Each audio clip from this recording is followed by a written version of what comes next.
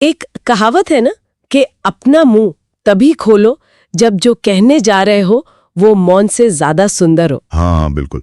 और आज की दुनिया में जहाँ इतना शोर है, ये बात और भी अहम हो जाती है ना? सही कहा। क्या हम हमेशा सोचते हैं बोलने से पहले या बस बोल देते हैं? यही तो सवाल है। शायद अक्सर हम बोलने की जल्दी में रहते हैं, ये देखते ही नहीं कि क्या वो जरूरी भी है या शायद चुप रहना बेहतर होता है। तो आज हम इसी से जुड़े एक बड़े दिलचस्प लेख पर बात कर रहे हैं। अशोक कुमार गुप्ता का लेख है मौन और मुस्कान, जीवन के दो अमोघ अस्त्र। हाँ, अमोघ अस्त्र मतलब अचूक हथियार। बिल्कुल। तो आज हम कोशिश करेंगे समझने की कि ये जो दो साधारण सी चीजें हैं, मौन और मुस्कान, ये असल में हमारे जीवन में कितनी शक्तिशाली हो सकती हैं, जैसा कि लेख में बताया गया है। ठीक है, तो शुरुआत मौन से करें। हाँ, करते हैं। लेख कहता है कि मौन का मतलब सिर्फ चुप हो जाना नहीं है। नहीं, बिल्कुल नहीं। इसका मतलब कहीं गहरा है। ये अंदर की शांति है, एक तरह का संयम। और एक बात जो मुझे बहुत अच्छी लगी लेख में कि ये सिर्फ बाहर की शांति नहीं है, ये अपने अंदर की आवाज सुनने का एक तरीका है। सही, पर आजकल ये अंदर की आवाज सुनना मुश्किल बहुत है। बाहर इतना शोर जो है। हाँ, वही तो।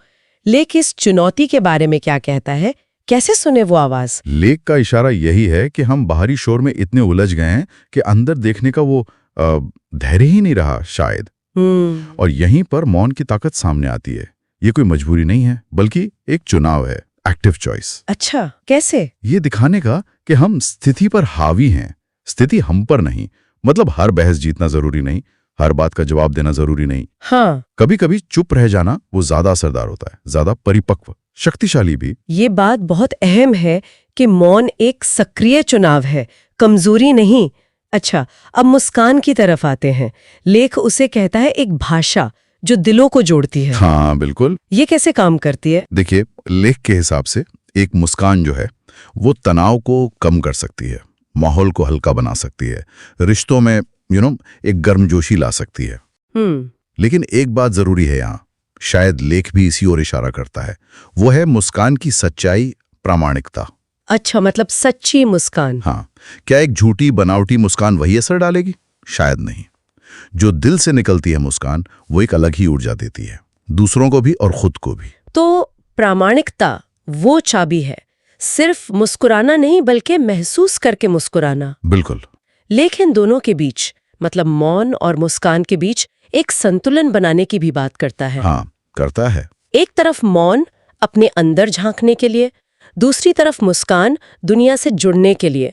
ये संतुलन क्यों जरूरी है? देखिए, जिंदगी न तो पूरी तरह अंदर सिमट कर जी जा सकती है, न ही पूरी तरह बाहर के शोर में बहकर, है ना? सही बात है। तो लेख यही समझाता है कि मौन हमें वो गहराई देता है, स्थिरता, और मुस्कान हमें हल्कापन देती है, जुड़ाव।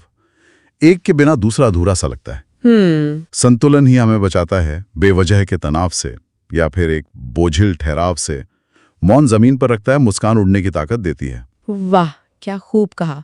तो मतलब कुल मिलाकर इस लेख से जो एक बड़ी बात समझ आती है वो ये है कि असली मैच्योरिटी शायद जोर जोर से चिल्लाने में नहीं है, नहीं, बल्कि सही वक्त पर चुप रहने में और मुश्किल में भी मुस्कुराने में है। हाँ बिल्कुल। संदेश यही है, हर आवाज का जवाब देना जरूरी नहीं होता। मौन अपने आप में बहुत कुछ कह देता है। सही। और हर वक्त गंभीर बने रहना भी जरूरी नहीं।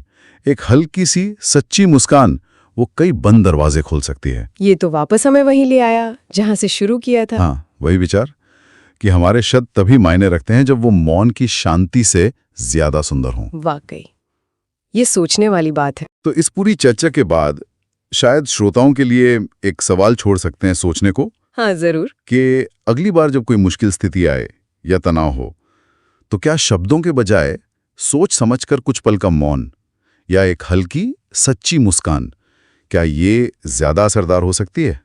सोचा जा सकता है इस